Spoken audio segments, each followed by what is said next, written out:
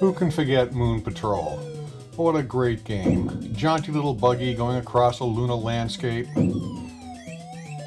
shooting at aliens up above who are trying to make craters to prevent this little buggy from getting to wherever it's going, blowing up rocks in its way. I love this game. And I got to thinking, I know that there was a lot of merchandise back in the 80s based on video games, but nobody ever made a model kit on any of the video games. I never understood that.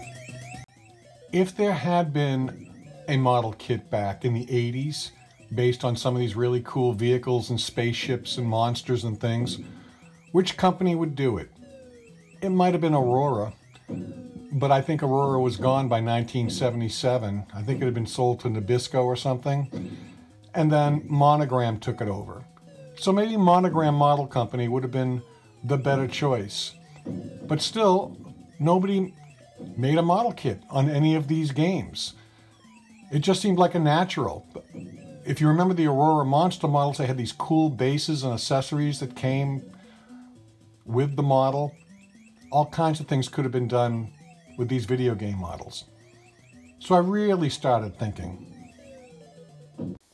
if Moon Patrol was made into a model kit, what would it look like?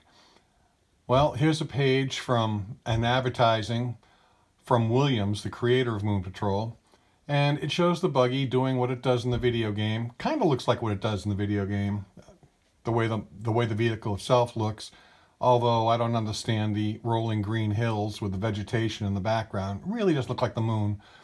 But the UFOs are there. The really cool Moon Patrol logo is there. And that little buggy is doing its thing. Here's the marquee right off the video game cabinet. This time, instead of that hot pink color, it's kind of a yellowish gold color. And I love the way the middle tire is kind of sinking into the uneven terrain. It looks more like the moon. There's a UFO dodging its cannon fire. And there's the Moon Patrol logo. All of these elements would look great in a model kit.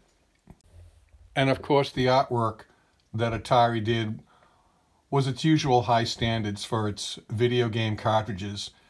It looks very, very close to Williams' drawings.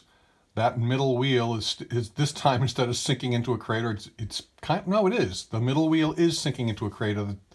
The two front wheels and the two rear wheels are kind of even with each other. There's a UFO hitting the buggy. And it's very dynamic. It's on the moon. You can see the mountains in the background. This, to me, right there, would be a model kit. So I decided to take matters into my own hand and design a Moon Patrol model kit if it had come out back in the 80s. I decided that it would be Monogram who would make the model kit back then. I did a painting of Moon Patrol based on all the images that I've seen on the video game cabinets and on the cartridges. I kind of took a Monogram box and redid it with the artwork. The artwork was done with CAD and it was done with painting. I took the Moon Patrol logo, stated that it was based on the Williams video game, and I know that maybe the box wouldn't look exactly like this, but it's the best I could come up with at the moment anyway. And I went ahead and I took these CAD figures that I made of the buggy and the UFO, and of course I turned to my 3D printer and I got busy making a fictitious model kit. Now, the model kit probably is going to be smaller than what would fit in a basic modeling kit box, but that's okay. This is just a fantasy. This isn't even a real box, by the way. This is a fictitious box done in Photoshop, so I don't really actually have a box. Here's the model. It's kind of like what I think Monogram or Aurora or the model companies would have come up with back then. Now, it's a little simplified. I know that there probably would be more pieces in a model kit, but this would probably be in separate pieces. It would be a lot larger. You can tell by my fingers that this is going to be small. But I based it on what I saw in the drawings. The wheels are here. I got the logo. I got the base with the craters, the forced perspective of the mountains, and I even managed to do one of the UFOs from the box art with a little stem to go into the mountain to make it look like it's coming over the mountain. Every model kit needs an instruction sheet, so here is my version of an instruction sheet. It's very simple. I do have some illustrations down there, but there's a lot of freedom to build this any way you want, paint it any way you want, but the basic instructions are there. So let's see, after I prime and paint this, how this comes out. Here is the buggy, all primed, sanded, painted, put together as best as you can do with 3D printer. 3D printer is really good for rapid prototyping. It's not the same as working with styrene, but that's more like it. That's kind of the view you see of it in the video game. But not too bad. It's not as big as I would, of course, like in a real model kit, but it's a start. It's a mini model, and it's my little Moon Patrol buggy. But it needs the base. So let me just move this out of the way. And this is the base. I made a lunar surface. As you can see, I've got the Moon Patrol logo there and painted it. And there's the ship coming over the mountain. And I'll just put it down here like this and try and get it all situated here. There we go. Now it just needs the buggy.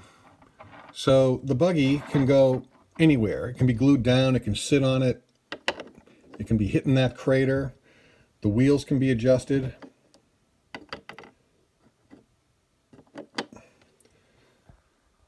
So there it is. There's my fictitious Moon Patrol model.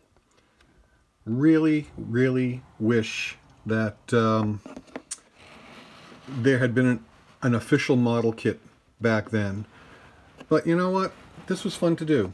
And I might come up with another idea for another model kit.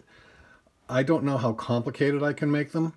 I certainly can't do the level of complication that an actual styrene model does with all the pieces and everything. But, you know, I end up with a little small model of Moon Patrol, unofficial.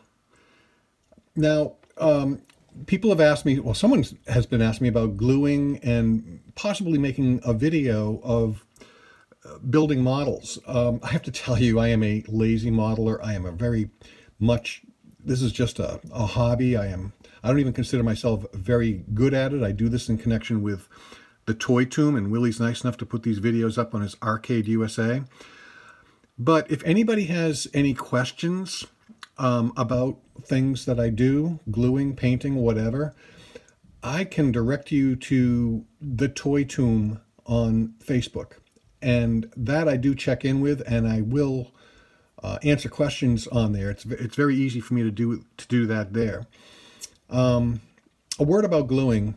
Styrene modeling, I use plain old modeling cement.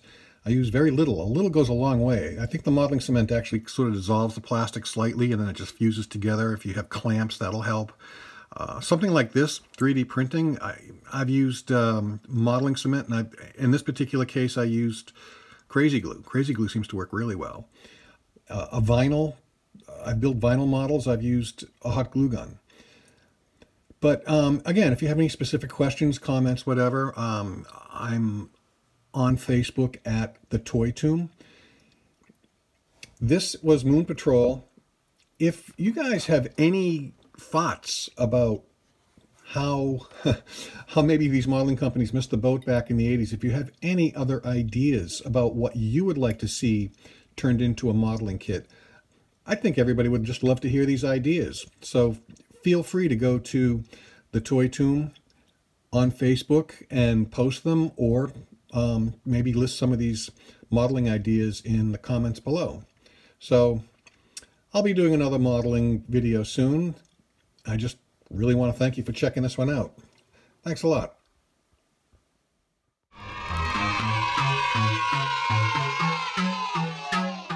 Oh, boy. Yeah! Hey, there's Hasbro. Hasbro makes toys. What's new, Hasbro? Pretty sneaky, sis. Remember, you can tell it's Mattel. It's Okay, let them go. Some of the great SSP racers for 72.